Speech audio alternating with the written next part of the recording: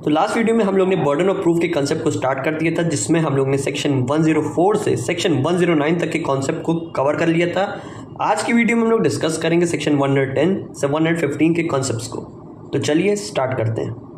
तो last video में हम लोग बर्डन ऑफ प्रूफ के टॉपिक को स्टार्ट कर दिए थे, जिसमें हम लोग ने सेक्शन 104 से 109 तक के सेक्शंस को कवर कर लिया था। आज की वीडियो में बर्डन ऑफ प्रूफ के लेक्चर सीरीज को हम लोग आगे बढ़ाएंगे। आज की वीडियो में हम लोग डिस्कस करेंगे सेक्शन 110 से 115 के सेक्शंस को। तो चलिए स्टार्ट करते हैं सेक्शन 110 से। देखिए 110 और 111 हम दोनों एक साथ पढ़ेंगे। 110 प्लस 111 हम दोनों एक साथ पढ़ेंगे। देखिए 110 में बात की गई है burden of proving death of person known to be have been alive within 30 years। 110 बात कर रहा है कि किसी डेथ ऑफ पर्सन यानी किसी डेथ को प्रूव करने में जो बर्डन ऑफ प्रूफ लगेगा वो किस पर्सन पे लगेगा, यानी कि हम लोग बीओपी उस पर्सन का कैसे प्रूफ करेंगे। उस पर्सन का प्रूफ करेंगे जो 30 साल तक जीवित है। और यही हम लोग का 111 बात कर रहा है कि यहां पे वो पर्सन अलाइव है अगर, और वो यहाँ पे उसके बारे में कोई जानकारी नहीं पता या किसी के बारे में उसने सुना ही नहीं है, कब से 7 सालों से, तो उस सिचुएशन में बीओपी कैसे लाई करेगा ये हम लोग आज समझेंगे। 110 को पहले एग्जाम्पल से समझ लेते हैं। क्या बताना चाह रहा है ये, मान लीजिए एक पर्सन है Z, ठीक, उसके 2 सन हैं X1 और X2, ठीक है, या कुछ प्रॉपर्टी डिस्प्यूट से रिलेटेड कुछ इशू है या कोई भी स्पेसिफिक सिचुएशन यहाँ पे क्रिएट की गई है। मान लीजिए इसमें से सन X1 कह रहा है कि Z अलाइव है, जिंदा है, और X2 कह रहा है Z डेड है, मर चुका है। तो यहाँ पे क्या बीओपी, कैसे बीओपी फॉर्म होगा और किस पे बीओपी फॉर्म होगा ये देखेंगे। देखिए 110 प्रिजम्पशन ऑफ लाइफ के बारे में बात करता है, यानी कि वो पर्सन जिंदा होगा, एक तरीका यहाँ पे प्रिजम्पशन क्रिएट किया जाता है। और वही जो 111 होता है ये बात करता है प्रिजम्पशन ऑफ डेथ के बारे में, यानी कि उसकी कब मृत्यु हुई होगी, और यहाँ पे वो प्रिजम्पशन ऑफ लाइफ यानी कि वो कब तक जिंदा रहा होगा, है ना।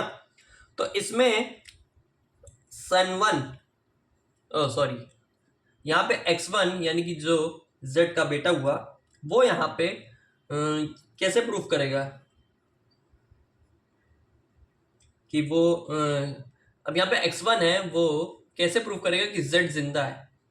वो ये प्रूफ करेगा कि यहाँ पे Z अगर 30 साल से,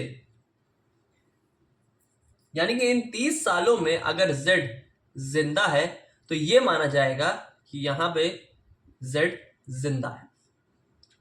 कहने का मतलब है कि यहां पे ये प्रिज्यूम कर लिया जाएगा कि यहां पे Z की मृत्यु नहीं हुई है, वो जिंदा है, क्योंकि वो 30 साल तक हमारे आंखों के सामने था, कह लीजिए एक तरीके से, ठीक है। तो यहां पे Z1 ने क्या, X1 ने क्या अप्लाई किया, सेक्शन 110 को अप्लाई किया यहाँ पे, क्योंकि 110 बात कर रहा है। The question is whether a man is alive or dead and it is shown that he was alive within 30 years।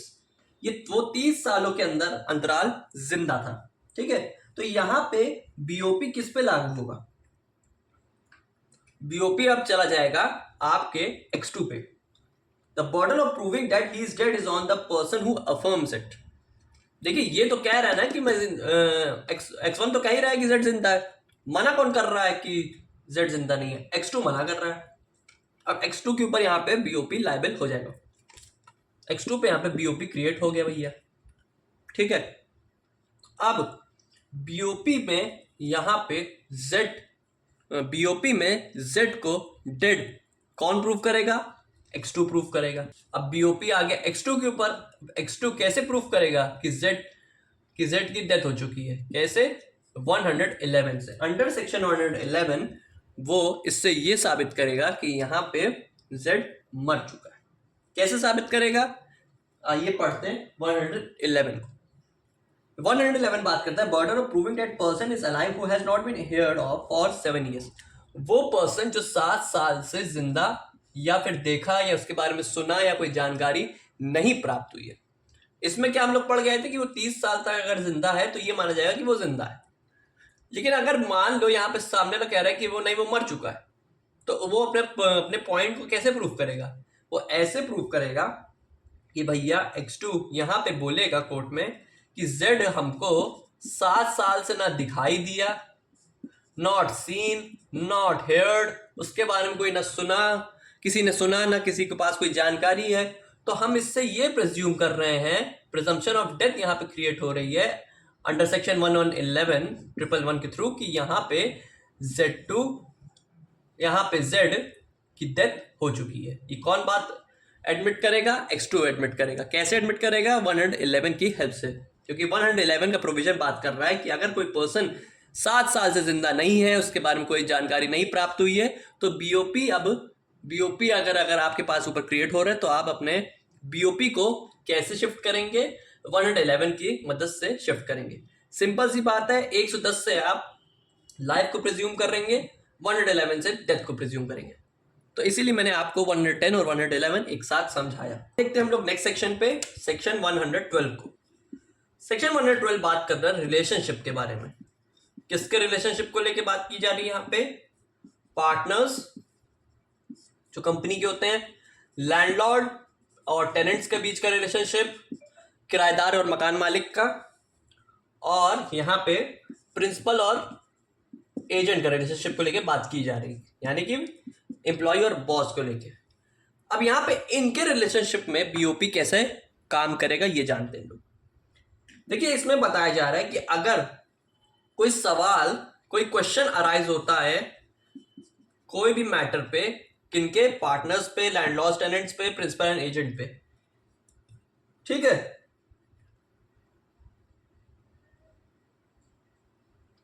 मान लीजिए लैंडलॉर्ड और टेनेंट का एग्जांपल लेते हैं, बड़ा आजकल ये सब ट्रेंडिंग में है ये सब सिचुएशन और केसेस। जैसे मान लीजिए लैंड ओनर ए है, ठीक है, वो टेनेंट बी को रखता है, मकान रेंट पे देता है 10,000 पर मंथ के हिसाब से, ठीक है, ठीक है। यहाँ पे ए बी को एज अ टेनेंट रखता है 10,000 रुपए पे पर मंथ पे, ठीक है, कि तुम ये किराए पे मैं तुम्हें मकान दे रहा हूँ, बदले मुझे 10,000 रुपये पर मंथ मुझे तुमसे चाहिए, ठीक है।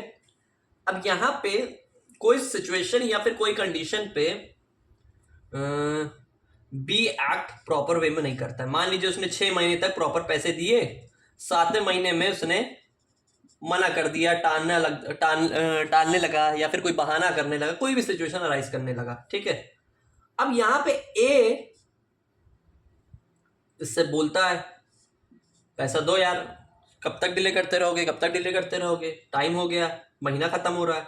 ये नहीं सुनता है, नहीं मान रहा है बात। ए यहाँ पे केस कर देता है, कोर्ट में जाता है। अब यहाँ पे कोर्ट इससे पूछती है कि किसने तुम्हारा पैसा नहीं दिया। वो क्या बोलेगा? टेनेंट ने पैसा नहीं दिया। अब यहाँ पर टेनेंट रिलेशनशिप क्रिएट कर रहा है लैंडलॉर्ड और बीच के, टेनेंट का और आपस में दोनों का क्रिएट हो रहा है कि नहीं रिलेशनशिप। वो कैसे उसका कैरेक्टर रिप्रेजेंट हुआ ना यहाँ पे कि टेनेंट है ये।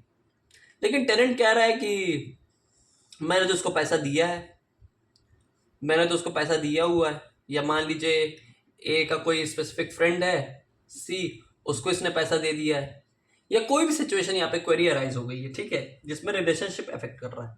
अब यहाँ पे एक की ड्यूटी है, ए का यहाँ पे सॉरी राइट है, ए का यहाँ पे राइट है ना कि बी से पैसा ले, बी की ड्यूटी थी। अब बी अपनी ड्यूटी से एक्ट नहीं क्रिएट कर रहा है, बी अपनी ड्यूटी परफॉर्म नहीं कर रहा है, ठीक है, उसके अगेंस्ट कुछ और कर रहा है। तो यहाँ पे इस पर्सन यानी कि बी पे बीओपी क्रिएट हो जाएगा, ठीक है। अब ये तो यही कहेगा ना कि मेरा ही किराएदार था, मैंने इसको पैसा दिया था, अब ये पैसा ही नहीं दे रहा मुझे। अब देखिए यहाँ पे ये एक्ट नहीं कर रहा है ना, इसने पैसे नहीं दिए को, तो यहाँ पे बीओपी इसके ऊपर शिफ्ट हो जाएगा, क्योंकि ये लास्ट पॉइंट ये बता रहा है it has been shown that it have been acting as such the BOP that they do not stand or cease to stand to each other in those relationship respectively is one of the person who affirms it, जो मानता ही नहीं कि मैं इस relationship में हूं, या वो अपने एक्ट का परफॉर्मेंस नहीं कर रहा है, या वो जानबूझ के ऐसा कुछ कर रहा है, तो उस पर बीओपी लाइबल हो जाएगा। कौन सिचुएशन पे? जहां पे रिलेशनशिप की बात की गई है पार्टनर्स, लैंडलॉर्ड और एजेंट की, और प्रिंसिपल और एजेंट की। ठीक है, ऐसे ही आप कोई भी एग्जाम्पल क्रिएट कर सकते हैं प्रिंसिपल एजेंट के भी सिचुएशन में। ठीक है, तो ये था आपका सेक्शन 112। देखते हैं सेक्शन 113 क्या बात कर रहा है। 13 यहाँ पे बात कर रहा है ओनरशिप के बारे में। 13 यहाँ पे ओनरशिप को लेकर बात कर रहा है। यहाँ पे क्या बताया जा रहा है कि अगर कोई यहाँ पे पर्सन एक क्वेश्चन क्रिएट करता है कि मैं इस चीज का मालिक हूं या इस चीज का ओनर हूं, तो यहां पे बीओपी यहां पे किसके ऊपर लाइबल करेगा और कैसे लाइबल करेगा? मान लीजिए ये एक घर है, ठीक है। अब इसमें ए कह रहा है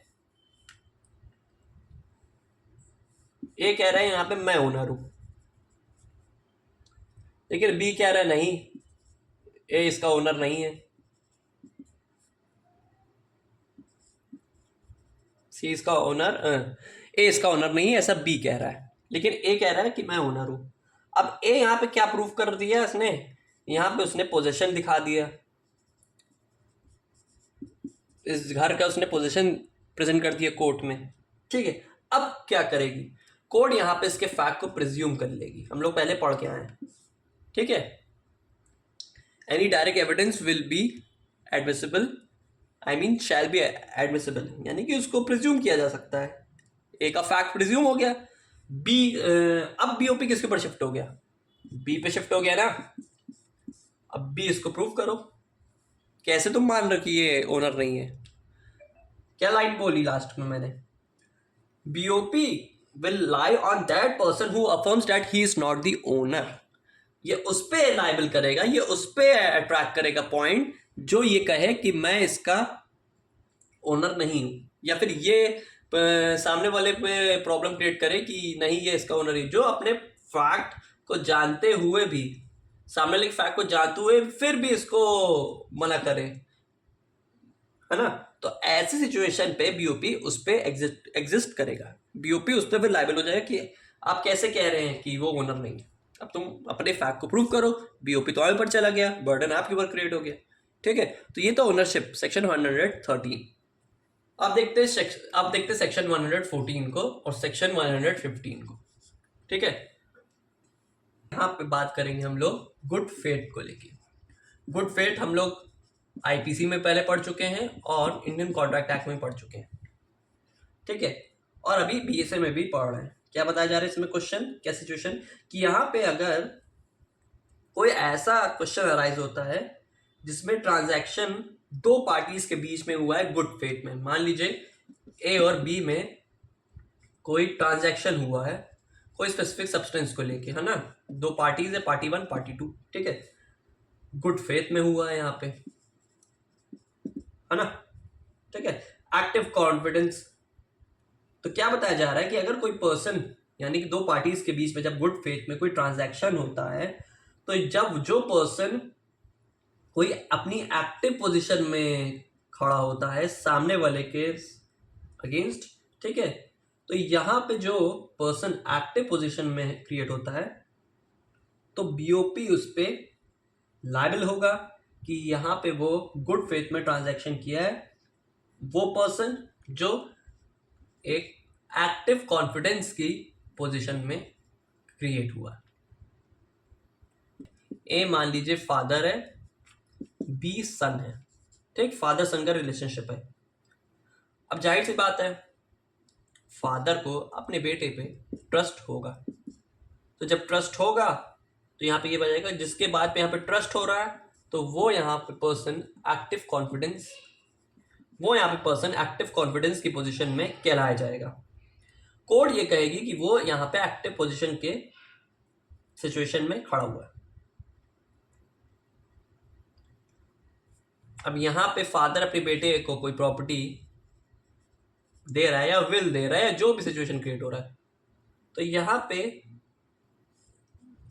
अगर सी पर्सन कुछ प्रॉब्लम क्रिएट करता है या कोई भी थर्ड पार्टी यहाँ प्रॉब्लम क्रिएट करती है, तो यहाँ पे ए जो पर्सन होगा ये एक्टिव पोजीशन में काम करेगा और वो ये कहेगा कि मुझे अपने बेटे पे ट्रस्ट है, तो यहाँ पे ये प्रॉपर्टी या विल उसके नाम हो रही है।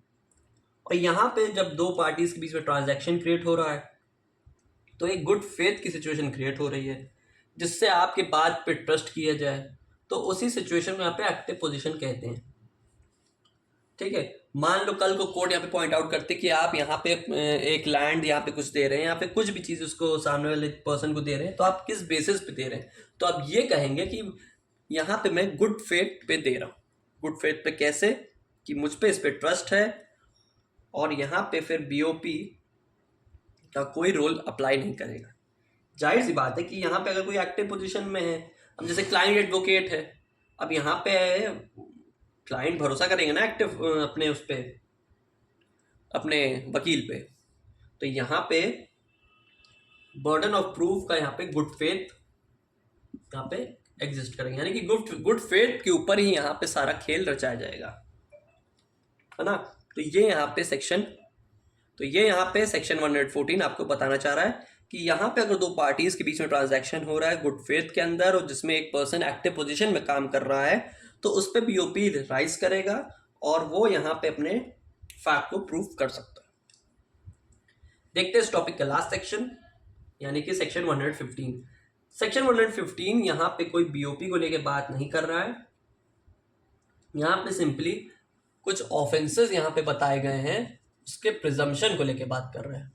अब देखिए यहाँ पे हम लोग प्रिजम्पशन का लास्ट काफ़ी पहले वीडियोस में हम लोग कवर किए थे प्रिजम्पशन को लेके टॉपिक, जिसमें अलग अलग चीज़ों को लेके presumption as to other document या कोई भी स्पेसिफिक सिचुएशन को लेके यहाँ पे हम अपने फैक्ट को प्रिज्यूम करवाते थे। लेकिन यहाँ पे 115 ऑफेंसेस के प्रिजम्पशन को लेके बात कर रहा है। क्या बताया यहाँ पे कि when a person is accused of committed any offenses specified in subsection 2, 115 A B में आपके सेक्शन 1 2 क्लॉज 1 और क्लॉज 2 में डिस्क्राइब किया गया है कि कोई यहाँ पे एरिया कोई डिक्लेयर्ड किया गया था जब इनएक्टमेंट के टाइम, यानी कि जब एरिया ये डिस्ट्रीब्यूट किया जा रहा है, तो यहाँ पे उस एरिया को ये मार्क कर दिया था कि ये एक डिस्टर्ब्ड एरिया है, यहाँ पे कोई स्पेसिफिक प्रोविजन क्रिएट किए गए थे मेंटेनेंस और रेस्टोरेशन पब्लिक ऑर्डर के ऊपर लेके। ठीक है, यानी कि एक डिस्टर्ब्ड एरिया इसको क्रिएट किया गया था जब ये एरिया बनाया गया था, है ना। और या फिर कोई ऐसा एरिया जिसमें 1 महीने से लगातार डिस्टर्बेंस चल रही है। ठीक है, तो यहाँ पे ये बताया जा रहा है कि यहाँ पे कोई अगर डिस्टर्ब्ड एरिया, यहाँ पे एक प्रॉपर एक सेपरेट एरिया बनाया गया था और वो एरिया 1 महीने से डिस्टर्ब है। ठीक है, और उस एरिया में कोई भी एक स्पेसिफिक पर्सन है, वो यहाँ पे वो फायर आर्म्स और एक्सप्लोसिव कोई मटेरियल हैजार्डस सब्सटेंस का यूज कर रहा है आर्म फोर्सेस को अटैक करने में, है ना। या फिर कोई पब्लिक ऑर्डर यानी कि सोसाइटी को इफेक्ट कर रहा है। ठीक है, पब्लिक ऑर्डर के मेंटेनेंस को, या फिर कोई अपनी ड्यूटीज़ का डिस्चार्ज कर रहा है, कोई पब्लिक अथॉरिटी पब्लिक सर्वेंट है, वो अपनी ड्यूटीज़ का डिस्चार्ज कर रहा है, तो ये माना जाएगा कि उसने यहाँ पे कोई स्पेसिफिक ऑफेंस किया है। अरे जाहिर सी बात है कि यहाँ पे कोई दंगे फसाद को लेके बात की जा रही है, या फिर कोई आप लॉ एंड ऑर्डर का मेंटेनेंस ना करते हुए कुछ ऐसी स्पेसिफिक सिचुएशन क्रिएट कर रहे हैं जिससे लार्ज सोसाइटी या फिर लार्ज पब्लिक पे या फिर लार्जर एरिया में लोगों को नुकसान हुए। ठीक है, तो इसमें जो कुछ स्पेसिफिक ऑफेंसेस को लेके बात की गई है वो इसमें बताई गई है आईपीसी के अंदर, आईपीसी या फिर सॉरी बीएनएस सेक्शन 147, 148, 149, 150, है ना। तो यहाँ पे कुछ 4 स्पेसिफिक प्रोविजन दिए गए हैं बीएनएस 2023 में कि जो राइटिंग या फिर दंगा फसाद, वायलेंस क्रिएट करना, कोई ऐसी गलत चीज़ को प्रमोट करना, या फिर उससे रिलेटेड यहाँ पे कुछ स्पेसिफिक ऑफेंसेस हैं। जब बीएनएस हम लोग पढ़ेंगे तो इसको और अच्छे से हम लोग डिस्क्राइब करेंगे, यानी कि कोई क्रिमिनल कॉन्स्पिरेसी क्रिएट करना, कोई किसी चीज़ का किसी पर्सन को उकसाना, ये इस टाइप के अगर हम कोई ऑफेंसेस को क्रिएट करते हैं तो यहाँ पे वो पर्सन एक्यूज कहलाया जाएगा, यानी कि एक तरीके से टेररिज्म को प्रमोट करना। ठीक है, आपका सेक्शन 115 टेररिज्म के प्रमोशन के ऊपर बात करता है। तो यहाँ पे ये वो पर्सन जो ये सब ऑफेंसेस को करेगा तो वो यहाँ पे वो एक्यूज्ड कहलाया जाएगा। ठीक है, अब यहाँ पे बीओपी वो किस चीज़ का देगा, इनोसेंसी का देगा कि मैंने ऐसा कुछ नहीं किया। ठीक है, यहाँ पे कोई पर्सन इन्वॉल्व भी है तो ये मान लिया जाता है, प्रिज्यूम किया जाता है कि वो एक्यूज्ड है। अब एक्यूज यहाँ पे बीओपी कैसे देगा, अपने इनोसेंसी के थ्रू ही तो देगा कि नहीं ऐसा मैंने नहीं किया है। तो ये उस बारे में सेक्शन बता रहा है टेररिज्म को लेके। तो ये था आपका section 115। I hope burden of proof का ये कंसेप्ट आपको अच्छे से समझ आ गया हो। मिलते हैं बीओपी के नेक्स्ट लेक्चर पे।